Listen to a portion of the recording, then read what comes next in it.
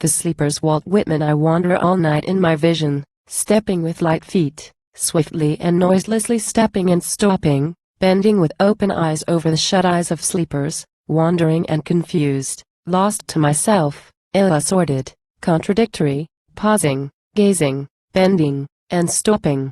How solemn they look there, stretched and still. How quiet they breathe, the little children in their cradles. The wretched features of NIAs, the white features of corpses, the livid faces of drunkards, the sick gray faces of onanists, the gashed bodies on battlefields, the insane in their strong guard rooms, the sacred idiots, the newborn emerging from gates, and the dying emerging from gates. The night pervades them and enfolds them. The married couple sleep calmly in their bed, he with his palm on the hip of the wife, and she with her palm on the hip of the husband. The sisters sleep lovingly side by side in their bed, the men sleep lovingly side by side in theirs, and the mother sleeps, with her little child carefully wrapped. The blind sleep, and the deaf and dumb sleep, the prisoner sleeps well in the prison, the runaway son sleeps. The murderer that is to be hung next day, how does he sleep? And the murdered person, how does he sleep? The female that loves unrequited sleeps, and the male that loves unrequited sleeps. The head of the money-maker that plotted all day sleeps, and the enraged and treacherous dispositions all sleep. I stand in the dark with drooping eyes by the worst suffering and the most restless. I pass my hands soothingly to and fro a few inches from them. The restless sink in their beds, they fitfully sleep. Now I pierce the darkness, new beings appear. The earth recedes from me into the night. I saw that it was beautiful, and I see that what is not the earth is beautiful. I go from bedside to bedside, I sleep close with the other sleepers, each in turn. I dream in my dream all the dreams of the other dreamers, and I become the other dreamers. I am a dance play up there. The foot is whirling me fast. I am the ever laughing, it is new moon and twilight. I see the hiding of dosers, I see nimble ghosts whichever way I look, cash, and cash again, deep in the ground and sea, and where it is neither ground or sea. Well do they do their jobs, those journeymen divine, only from me can they hide nothing, and would not if they could. I reckon I am their boss, and they make me a pet besides, and surround me and lead me, and run ahead when I walk, to lift their cunning covers, to signify me with stretched arms, and resume the way. Onward we move. A gay gang of blackguards. With mirth, shouting music, and wild flapping pennants of joy. I am the actor, the actress, the voter, the politician, the immigrant and the exile, the criminal that stood in the box, he who has been famous, and he who shall be famous after today, the stammerer, the well-formed person, the wasted or feeble person. I am she who adorned herself and folded her hair expectantly. My truant lover has come, and it is dark. Double yourself and receive me, darkness. Receive me and my lover too, he will not let me go without him. I roll myself upon you, as upon a bed I resign myself to the dusk. He whom I call answers me, and takes the place of my lover. He rises with me silently from the bed. Darkness. You are gentler than my lover, his flesh was sweaty and panting. I feel the hot moisture yet that he left me. My hands are spread forth, I pass them in all directions. I would sound up the shadowy shore to which you are journeying. Be careful, darkness. Already, what was it touched me? I thought my lover had gone, else darkness, and hear one. I hear the heartbeat, I follow, I fade away. Oh, hot-cheeked and blushing. Oh, foolish hectic. Oh, for pity's sake, no one must see me now. My clothes were stolen while I was abed, now I am thrust forth. Where shall I run? Pier that I saw dimly last night, when I looked from the windows. Peer out from the main, let me catch myself with you, and stay, I will not chafe you. I feel ashamed to go naked about the world. I am curious to know where my feet stand and what this is flooding me, childhood or manhood, and the hunger that crosses the bridge between. The cloth laps of fur, sweet eating and drinking, laps life swelling yolks, laps ear of rose corn, milky and just ripened. The white teeth stay, and the boss tooth advances in darkness, and liquor is spilled on lips and bosoms by touching glasses, and the best liquor afterward. I descend my western course, my sinews are flaccid, perfume and youth course through me, and I am their wake. It is my face yellow and wrinkled, Instead of the old woman's, I sit low in a straw-bottomed chair, and carefully darn my grandson's stockings. It is I too, the sleepless widow, looking out on the winter midnight. I see the sparkles of starshine on the icy and pallid earth. A shroud I see, and I am a shroud. I wrap a body, and lie in the coffin. It is dark here underground. It is not evil or pain here. It is blank here, for reasons. It seems to me that everything in the light and air ought to be happy. Whoever is not in his coffin and the dark grave, let him know he has enough.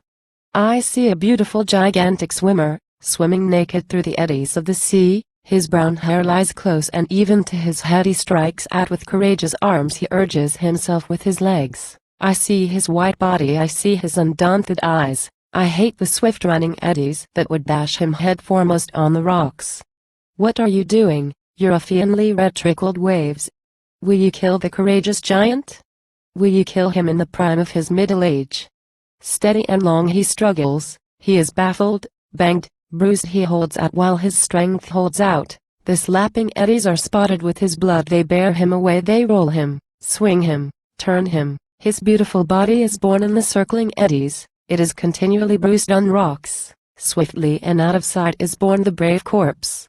I turn, but do not extricate myself, confused. A past reading, another, but with darkness yet. The beach is cut by the Razori ice wind. The wreck guns sound. The tempest lulls. The moon comes floundering through the drifts. I look where the ship helplessly heads end on. I hear the burst as she strikes. I hear the howls of dismay. They grow fainter and fainter. I cannot aid with my ringing fingers. I can but rush to the surf, and let it drench me and freeze upon me. I search with the crowd. Not one of the company is washed to us alive. In the morning I help pick up the dead and lay them in rows in a barn. Now of the older war days, the defeat at Brooklyn, Washington stands inside the lines. He stands on the entrenched hills, amid a crowd of officers. His face is cold and damp. He cannot repress the weeping drops. He lifts the glass perpetually to his eyes. The color is blanched from his cheeks. He sees the slaughter of the Southern braves confided to him by their parents.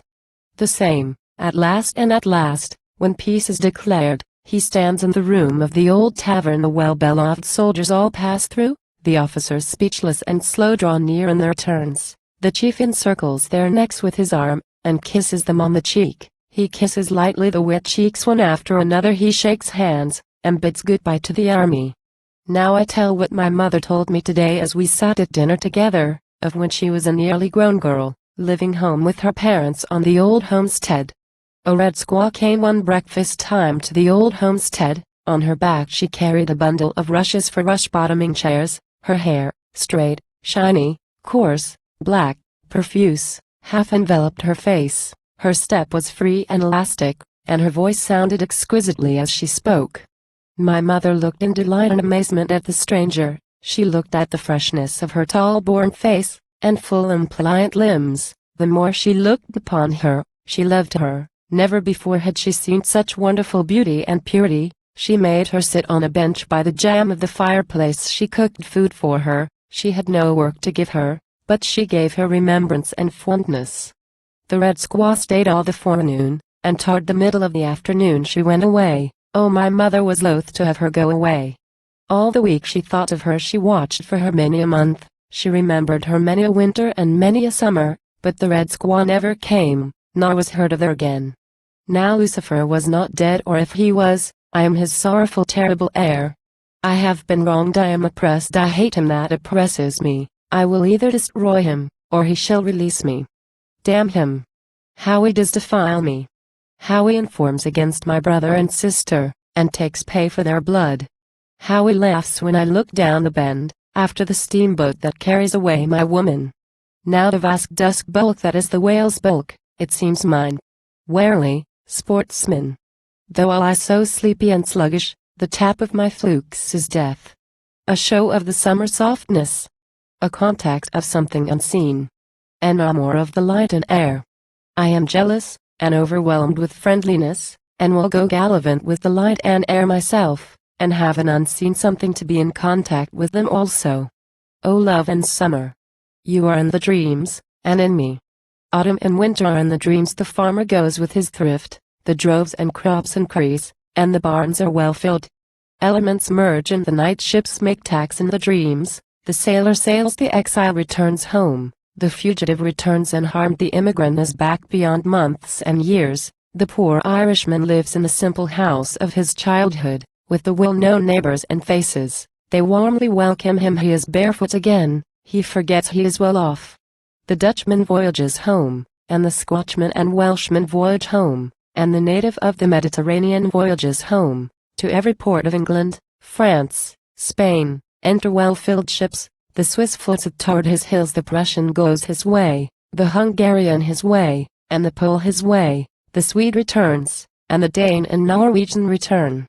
The homeward bound, and the outward bound, the beautiful lost swimmer, the initiate, the onanist, the female that loves unrequited, the money-maker, the actor and actress, those through with their parts, and those waiting to commence, the affectionate boy, the husband and wife, the voter, the nominee that is chosen, and the nominee that has failed, the great already known, and the great any time after today, the stammerer, the sick, the perfect formed, the homely, the criminal that stood in the box, the judge that sat and sentenced him, the fluent lawyers, the jury, the audience, the laugher and weeper, the dancer, the midnight widow, the red squaw, the consumptive, the erysipolite, the idiot, he that is wronged, the antipodes, and everyone between this and them in the dark. I swear they are averaged now, one is no better than the other, the night and sleep have likened them and restored them.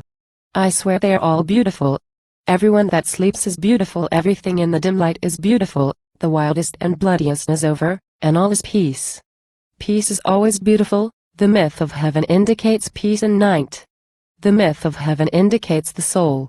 The soul is always beautiful, it appears more or it appears less, it comes, or it lags behind, it comes from its embowered garden, and looks pleasantly on itself, and encloses the world, perfect and clean the genitals previously jetting, and perfect and clean the womb cohering, the head well grown, proportioned and plumb, and the bowels and joints proportioned and plumb. The soul is always beautiful, the universe is duly in order, everything is in its place, what has arrived is in its place, and what waits is in its place. The twisted skull waits, the watery or rotten blood waits, the child of the glutton or venereally waits long, and the child of the drunkard waits long, and the drunkard himself waits long, the sleepers that lived and died wait, the far advanced are to go on in their turns, and the far behind are to come on in their turns. The diverse shall be no less diverse, but they shall flow and unite, they unite now. The sleepers are very beautiful as they lie unclothed, they flow hand in hand over the whole earth, from east to west, as they lie unclothed. The Asiatic and African are hand in hand, the European and American are hand in hand, learned and unlearned are hand in hand, and male and female are hand in hand. The bare arm of the girl crosses the bare breast of her lover, they press close without lest his lips press her neck. The father holds his grown or ungrown son in his arms with measureless love, and the son holds the father in his arms with measureless love. The white hair of the mother shines on the white wrist of the daughter, the breath of the boy goes with the breath of the man, friend is enarmed by friend, the scholar kisses the teacher, and the teacher kisses the scholar, the wronged is made right, the call of the slave is one with the master's call, and the master salutes the slave. The felon steps forth from the prison, the insane becomes sane, the suffering of sick persons is relieved, the sweatings and fevers stop, the throat that was unsound is sound, the lungs of the consumptive are resumed, the poor distressed head is free, the joints of the rheumatic move as smoothly as ever, and smoother than ever, stiflings and passages open, the paralyzed become supple, the swelled and convulsed and congested awake to themselves in condition, they pass the invigoration of the night, and the chemistry of the night, and awake. I too pass from the night, I stay a while away, O night, but I return to you again, and love you. Why should I be afraid to trust myself to you? I am not afraid, I have been well brought forward by you. I love the rich running day, but I do not desert her in whom I lay so long. I know not how I came of you, and I know not where I go with you, but I know I came well, and shall go well. I will stop only a time with the night, and rise betimes. I will duly pass the day, O my mother, and duly return to you.